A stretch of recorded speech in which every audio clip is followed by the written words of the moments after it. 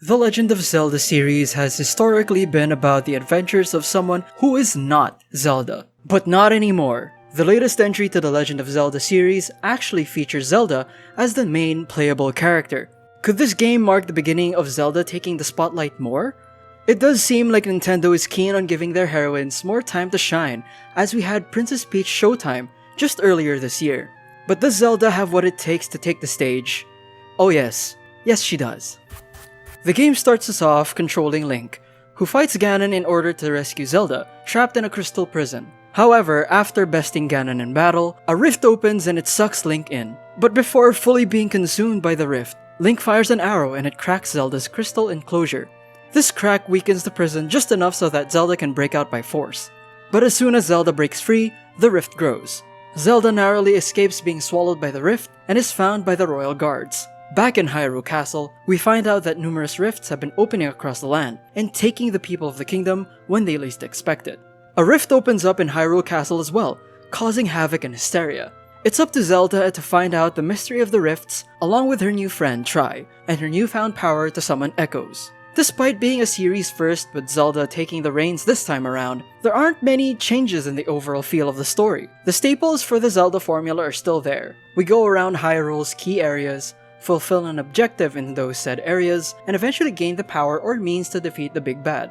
That's not to say that that's a bad thing. As they say, don't fix what's not broken. However, it would be nice if the next time Zelda becomes a main character, they utilize Zelda's royalty a little more. Like maybe they make a story where you have to mobilize armed forces into a concerted effort to take Ganon down or something like that. That being said, the story keeps things simple, moving at a good pace, and does its job. While the story still feels like the usual Zelda format, its gameplay is what really makes Echoes of Wisdom stand out from the other entries in the series.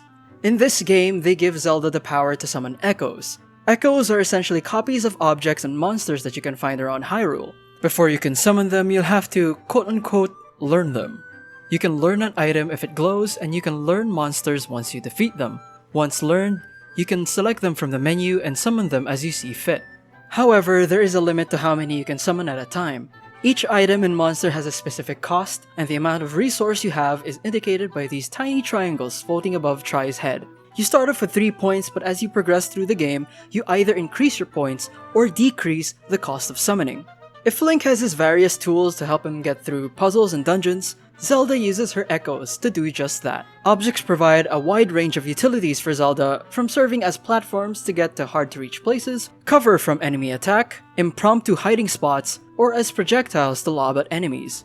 Monsters basically act as your bodyguards. When you summon monsters, they will go on the offensive against nearby enemies. There's a huge array of monsters at your disposal, all with different attack patterns, movement patterns, strengths, and weaknesses.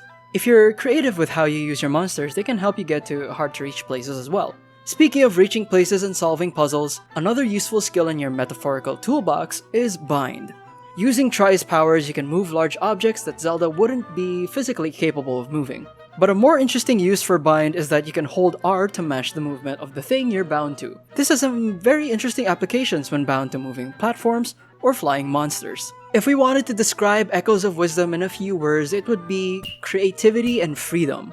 The Echoes mechanic brings the level of creativity and freedom found in Tears of the Kingdom to a more classic Zelda format. There are so many echoes to choose from that it, in turn, gives you so many ways to approach a puzzle or problem. Pair that with the bind mechanic, and it just further broadens how you think about solving the various puzzles and obstacles you'd find in Echoes of Wisdom. There is also some concern among fans about whether Zelda herself could fight, or whether she would have to completely rely on the summoned echoes. But worry not, because quite early on in the game you'll be able to pick up the sword Link used, the Sword of Might. This sword allows Zelda to go into sword mode, but only for as long as you have energy.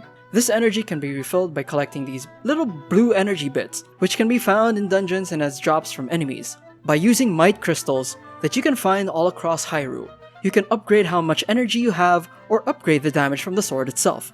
Personally, I tried to challenge myself to play as Zelda as much as I could, meaning I would as much as possible try not to fight like Link and try to utilize echoes as much as I can. It certainly provided a more unique experience as opposed to other Zelda games, but the choice to play the game in more of a Link style is there as long as you have the energy. The only big complaint we have about the gameplay is that if you play long enough, Zelda's collection of echoes would just get kinda big. Here, watch. The more you gather echoes, the more difficult it'll be to look for a specific echo that you want to use in the menu. There needs to be a better way to organize the echoes. Maybe it would be easier to navigate through the various echoes if the game had a better classification system. For example, we could have something like, these are the flying monsters, these are the Moblin family monsters, or these are man-made echoes like pots, beds, platforms, as opposed to natural echoes like rocks and boulders.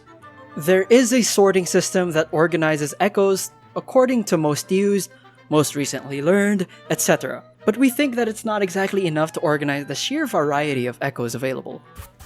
Echoes of Wisdom brings back the visual style of Link's Awakening, but it feels a little bit more refined and vibrant. They did well designing the different areas of Hyrule, from the deserts of Gerudo to the Hebra Mountains. One of the things that really stood out to us while we were playing this game was that it just looks so cute, so endearing, and so lovable. I mean, look at this little Zelda hiding in their little pot. So if you're really into cute imagery, this game is definitely something that you want to check out. They also pulled out all the stops when it came to monster design. In order to make the Echoes mechanic interesting, they had to have monsters of all different shapes, sizes, and abilities. As such, they had to design all these different variations of monsters and make them as visually distinct as they could, and we appreciated that. The audio of Echoes of Wisdom is on par with the amazing quality you'd usually expect from a Zelda game. It's also quite a breath of fresh air compared to Breath of the Wild and Tears of the Kingdom's more subdued soundtrack, especially since Echoes of Wisdom features the classic field theme that we know and love.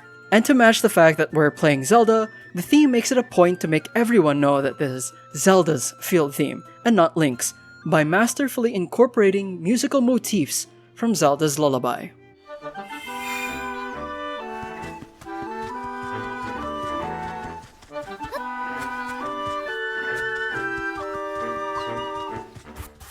Overall, Legend of Zelda Echoes of Wisdom gives us a fresh take on the Zelda series, all while also respecting the foundations that the series was built on. There are a lot of old school fans who didn't vibe with the open world direction that BOTW and TOTK were taking. We think that Echoes of Wisdom strikes a good balance between the new ideas that the Zelda team wants to present and the older games like A Link to the Past and Link's Awakening. While the main story can be finished in around about 20 hours, there's also quite a bit of side content to enjoy, like side quests, stamp collection, and the minigames scattered across Hyrule. Echoes of Wisdom is a good start to introducing Zelda as a main character, and we're looking forward to further exploration of how to uniquely utilize her as a main character in future installments of the Zelda series. A lot of fans have been wanting to see Zelda take the stage for a while now, and here's our chance to tell them, yeah, we want this. So if you're that fan, then this game is for you. With all that being said, we're giving Legend of Zelda Echoes of Wisdom a solid 90 for its fresh take on a beloved series. But enough about us. What do you think about Legend of Zelda Echoes of Wisdom? Is it not traditional Zelda enough? Maybe it's too old school Zelda for you? Tell us what you think of the game down below. If you want more video game related content, check out the rest of the channel. Like and subscribe if you appreciate our content. This has been Game8, signing off.